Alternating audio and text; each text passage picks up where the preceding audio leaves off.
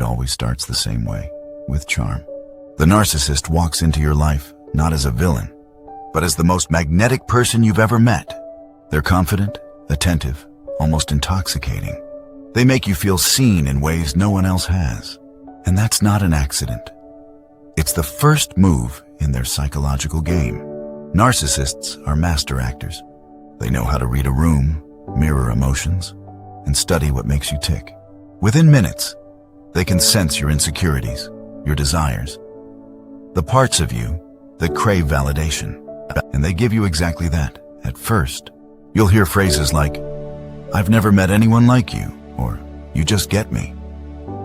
Their attention feels like sunlight. You can't help but lean toward it. But behind that warmth is calculation. The narcissist isn't connecting with you. They're collecting data. Every smile, every confession, every reaction you give them becomes ammunition they'll later use to control you. Psychologists call this phase idealization. It's when the narcissist puts you on a pedestal, not because they admire you, but because they want to own you. They study what you love and reflect it back to you like a mirror. You think you've found your soulmate, but in truth, you've just met your reflection. The charm is addictive. Your brain releases dopamine every time they praise you or shower you with attention. It creates an emotional high. And just like any drug, the higher you go, the harder the fall. The mask works because narcissists understand something most people don't. People don't fall in love with others. They fall in love with how those people make them feel. And narcissists make you feel exceptional. That's their trap. But the mask never stays on forever.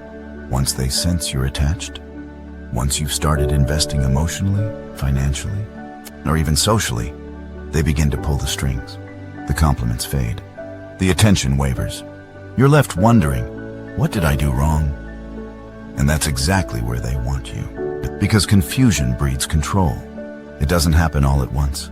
There's no loud explosion, no clear moment where things go bad. Instead, it's quiet, like a candle slowly burning out. One day, the warmth you felt from them isn't there anymore. Their compliments are rarer, their tone colder, their eyes harder. And when you notice it, they make you feel guilty for even asking why. This is the moment when kindness turns calculated. Narcissists know timing better than anyone. They understand that constant charm loses power. So once you're emotionally hooked, they begin to pull it away piece by piece. It's not rejection, it's reinforcement. By giving you less attention, they make you crave it more. It's the same psychological trick casinos use to keep gamblers glued to slot machines. You never know when you'll win their affection again, so you stay, hoping the next round will bring back the person they used to be. At first, they do small things. Ignore your texts, make subtle jabs disguised as jokes, act distracted.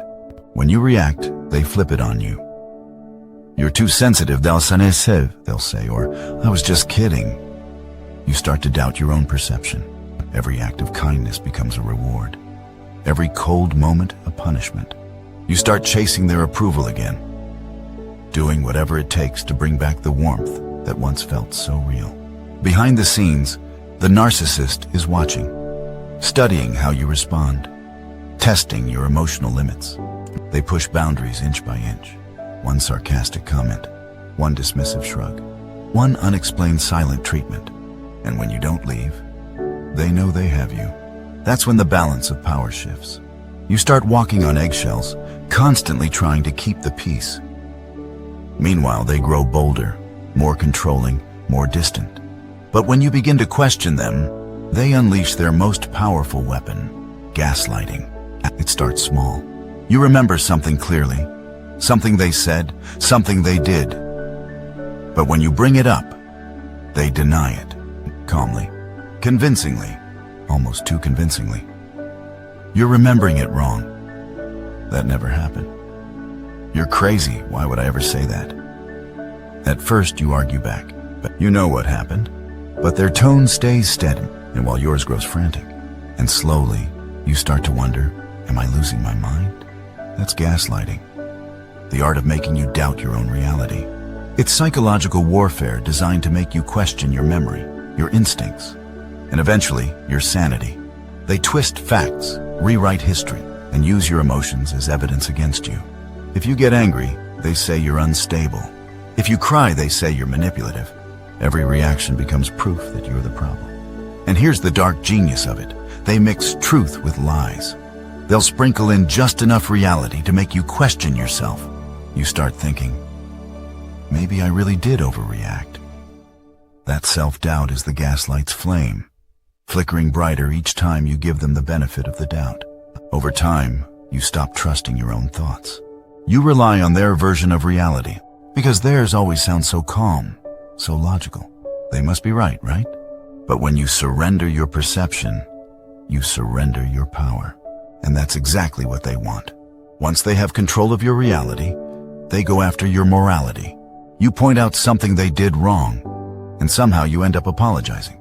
Narcissists are masters of emotional judo, flipping every situation until you're the one who ends up on the floor, apologizing for the pain they created. You bring up something that hurt you, and instead of owning it, they sigh and say, "Wow, I can't believe you'd think that about me." Suddenly, you're not the hurt one. You're the accuser. They weaponize your empathy. They know you don't like conflict, that you want harmony. So they use those traits against you. They cancel plan.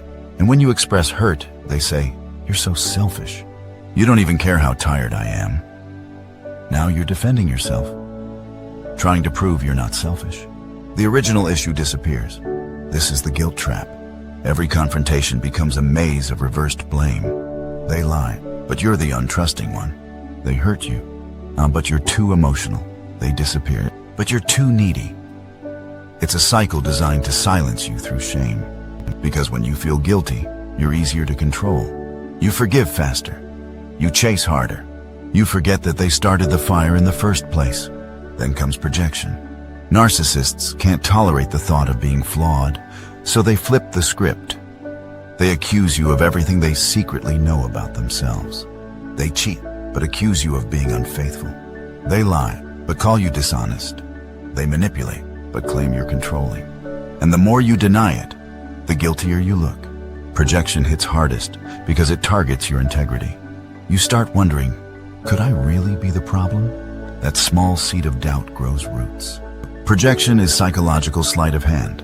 It protects their ego while dismantling yours.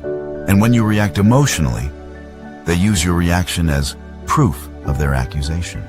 It's a loop you can't win. By the time you catch on, you're exhausted, but they're not done yet. When arguments no longer amuse them, they reach for something colder. Silence. There are no words, no shouting, no closure, just silence. At first you think they need space, but this isn't space, it's punishment. They vanish emotionally or physically, forcing you into anxiety and guilt. You call, you text, you apologize. They've trained you to chase their attention like oxygen. The silence isn't avoidance, it's dominance. Psychologists call this emotional isolation. It triggers panic because humans are wired for connection. The narcissist weaponizes that need. When they finally speak again, your brain floods with relief. That relief bonds you tighter to them. You don't realize it, but they've conditioned you. You've learned to fear their silence more than their words. And when silence alone isn't enough, they bring someone else into the game. That's triangulation. Introducing a third person to make you insecure, jealous, or off balance. They mention an ex, a friend, or a coworker just enough to make you feel like you're competing. Why can't you be more like her? Even my ex never acted like this. Every comparison is a dagger. You start performing for their approval, trying to be the version that wins their attention back. Triangulation divides your focus. You stop holding them accountable and start blaming yourself. You work harder, give more, sacrifice more, just to prove your worth. And that's when they deliver the most addictive tactic of all, love bombing and withdrawal. They flood you with affection, texts, praise, intimacy, until you're addicted to the high. Then suddenly they pull away. The attention stops. You panic, chase, beg. And when you're just about to break, they come back. Smiling, charming, apologetic. Relief washes over you, and you think, they do love me. But that relief is your prison. It's not love, it's control. This cycle creates trauma bonding, a psychological addiction to your abuser. And then one day, you wake up. Maybe it's after a lie too bold to ignore. Maybe it's after realizing that peace only exists when you stop speaking. But something inside you shifts. You see the patterns, the manipulation, the performance. For the first time you realize it was never about love. It was about power. That's the moment they lose control. But awareness isn't freedom yet. You'll still crave their attention, still feel the pull. That's not weakness, it's conditioning. The brain confuses relief with love. But once you name the cycle, you start breaking it. You stop explaining yourself. You stop reacting. And that silence, the one that used to control you, starts to belong to you again. Breaking the spell doesn't start with confrontation. It starts with clarity. You reclaim your power by seeing the game for what it is. You set boundaries. You write the truth down. You stop responding to their bait. And most importantly, you believe your own reality again. It'll feel strange at first, quiet, even lonely. But that quiet is healing, not punishment. Every day you resist the urge to go back, your power returns. Every time you say no, your voice gets stronger. And eventually, the narcissist becomes what they always were beneath the charm, empty noise. Because when you finally stop dancing to their silence, you hear something louder. Your own peace. And that's the sound of freedom.